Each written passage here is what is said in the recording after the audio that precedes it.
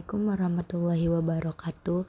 Hai teman-teman semuanya, di video kali ini saya akan membahas mengenai apresiasi prosa fiksi materi yang kelima.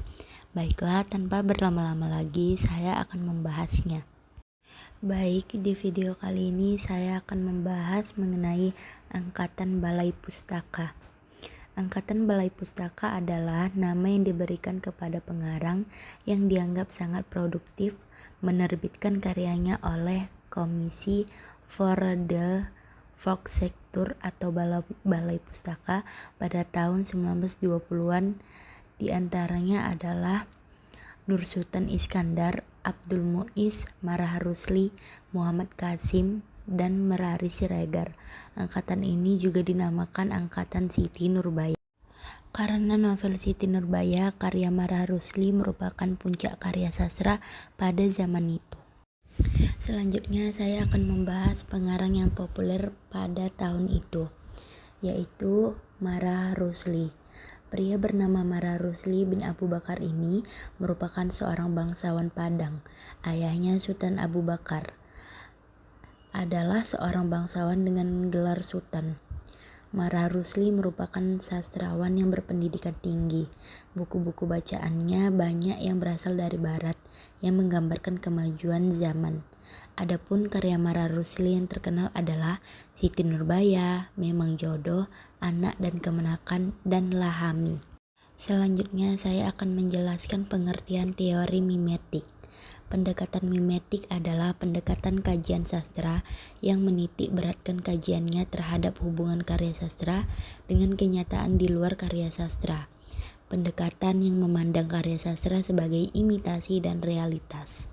Abrams 1981 halaman 89.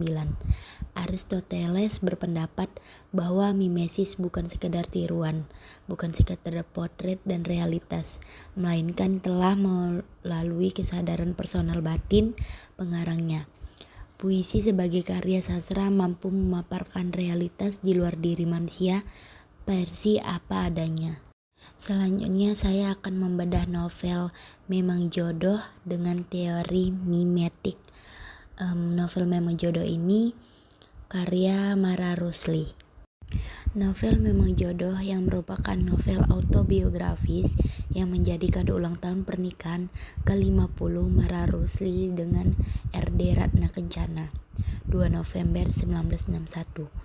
Novel Memang Jodoh menceritakan bagaimana kuatnya adat Minangkabau dalam mengatur pernikahan dari Padang. Selanjutnya sinopsis novel Memang Jodoh karya Marah Rusli. Novel ini mengisahkan tentang seorang pemuda yang bernama Marah Hamli. Hamli adalah seorang bangsawan di Padang. Ayahnya merupakan bangsawan Padang yang terpandang beserta keluarga besarnya, dan ibunya adalah bangsawan Jawa yang telah memilih untuk patuh pada adat istiadat dan menjadi bangsawan Melayu. Marah Hamli jatuh cinta kepada bangsawan Sunda yang bernama Nyai Radin Asmawati. Tetapi cinta Hamli tidak mendapat restu oleh keluarga ibunya yang di Padang. Tetapi Hamli bertekad menikahi Dinwati dengan pernikahan yang sederhana. Ketika Hamli balik ke kampung halamannya bersama sang istri, beliau diusir di tanah kelahirannya. Selanjutnya pendekatan teori mimetik. Jika dilihat dari aspek mimetik, novel Memang Jodoh ini merupakan bentuk protes Marah Rusli terhadap adat istiadat negerinya yang begitu kental dalam mengatur pernikahan yang dianggapnya tidak lagi relevan dengan zaman.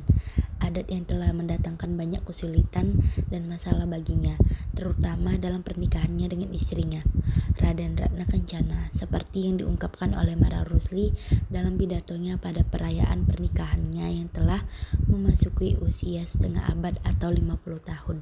Dalam pidatonya, Marah Rusli mengatakan bahwa aku tuliskan cerita Memang Jodoh ini sebagai tanda mata bagi istriku terkasih pada hari ulang tahun pernikahan kami yang ke-50. Semoga menjadi kenang-kenangan bagi anak cucuku, karena cerita ini berisi seluruh kejadian dan peristiwa yang telah kami alami dan kami rasakan selama setengah abad itu. Dan penderitaan ini pula yang telah mendorongku mengarang cerita-cerita lain tentang perkawinan di Minangkabau. sebagai pernyataan betapa cara-cara perkawinan itu banyak dilebih-lebihkan, sehingga yang ada pada mulanya baik menjadi terlalu ranum, sehingga tak layak lagi dimakan karena terlalu masak. Seperti dalam novel Siti Nurbaya dalam karya terakhirnya, ini Mara Rusli kembali menggugat adat Padang dalam hal perjodohan, terutama di kalangan kaum bangsawan. Namun kali ini bukan berdasarkan imajinasinya, tetapi berdasarkan apa yang ia alami sendiri selama 50 tahun pernikahannya dengan istrinya, seorang gadis berdarah bangsawan Sunda.